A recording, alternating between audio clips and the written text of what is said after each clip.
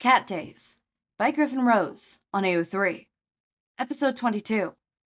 Chapter 3. Izuku, the Social Butterfly. So you could hypothetically choose a stress-free life as a cat forever? Todoroki asked. Laughing, Izuku put his phone down. Technically, yeah, but I really like having opposable thumbs and being able to reach things on high shelves. Todoroki side-eyed him. You still can't reach, even when you're human. Izuku twisted his swing around.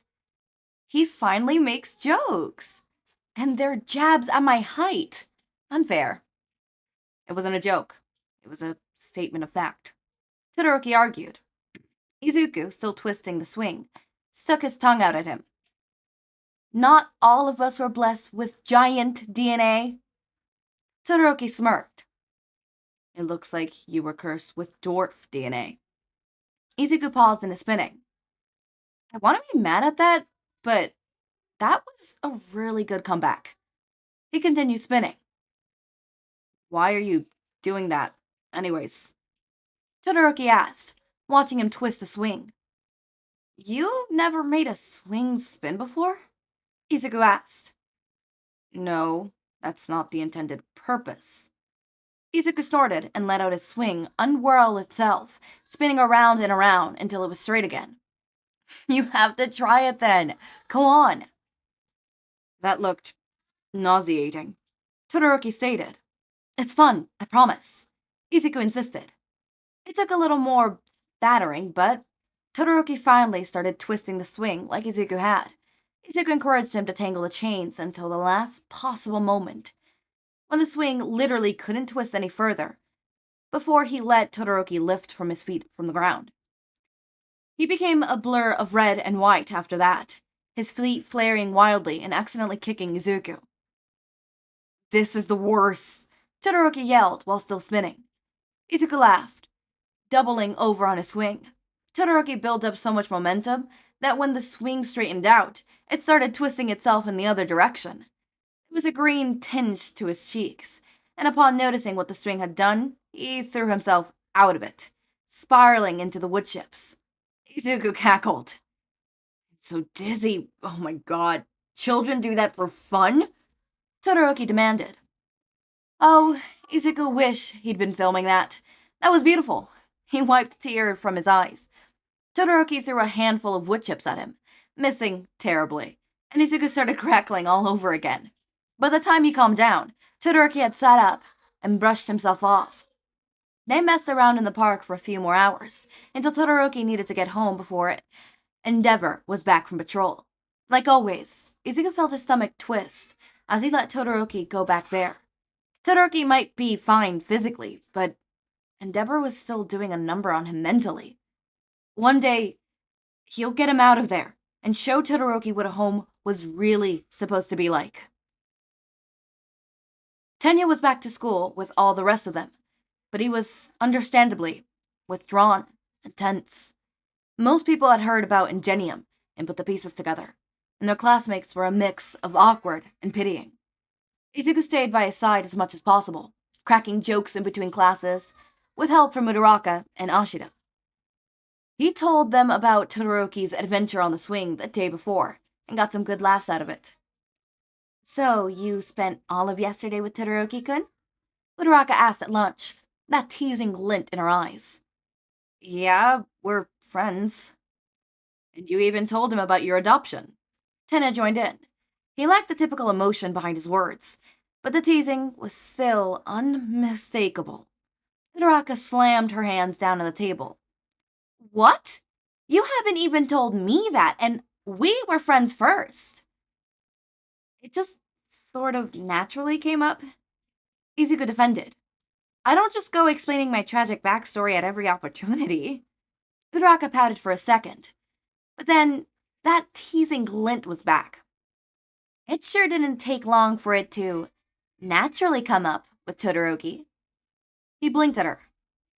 You know, your teasing might be more effective if I actually knew what you were teasing me about.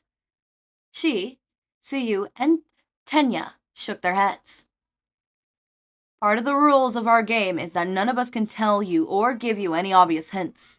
You have to figure it out on yourself. Tenya said.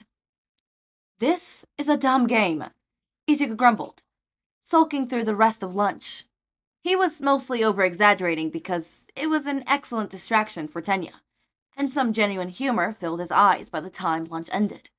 It faded in an instant when they were back in class, and learned that they were picking hero names. Shouta shrunk off into the corner while Midnight helped them out. He really was awful with names. Most of the stray cats he brought home were named after places he found them. They had gone through Dumpster, Dumpster Jr., Dumpster the Third, Dumpster X4. Hisashi forbade him from naming anything ever again after that. Izuku bounced in his seat. He had his name picked out for a while, and he couldn't wait to share it with everyone. All right, any volunteers to go first? Midnight asked.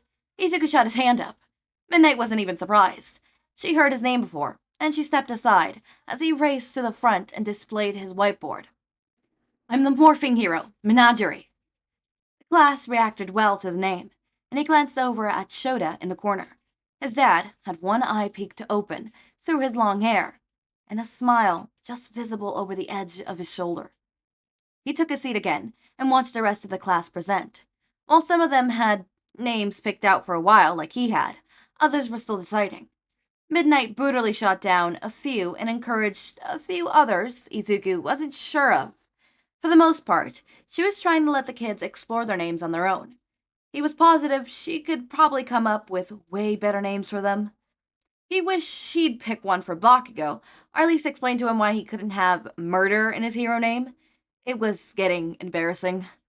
Then Tenya presented. Izuku waited to see. The speed hero, Nichiro. The name Tenya had picked out for years now. He wasn't expecting just Tenya. His best friend pointedly didn't look at him while he presented, and he was quick to take a seat again.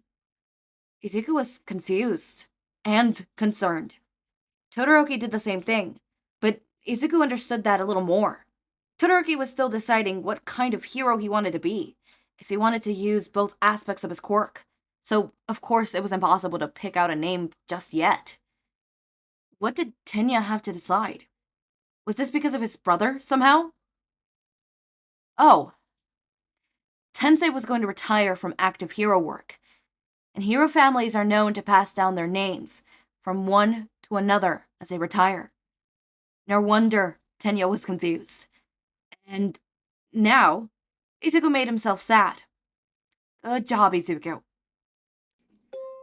Yeah, so something tells me he's going through his villain, his Sane, the hero killer arc. Yeah, I don't think there's anything stopping that arc from happening, unfortunately. I thought maybe Izuku could get to him, but I don't think there's gonna be stopping this. Unfortunately. It's a canon event, guys. It's a canon event. It can't be stopped. It's a canon event.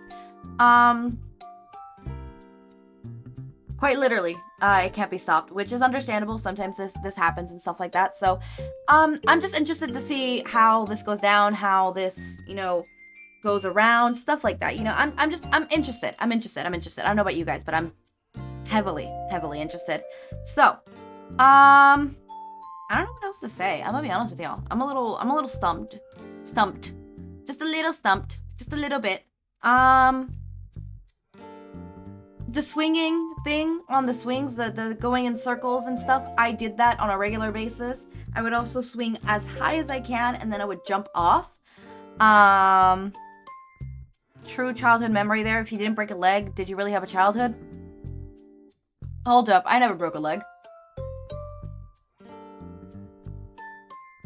Retract my statement. As always, my raindrops, make sure to eat, sleep, drink water, take your meds. Have a wonderful day or night. Link to my Discord server and socials are down in the description. Subscribe to see more of my content, and thank you so much for watching.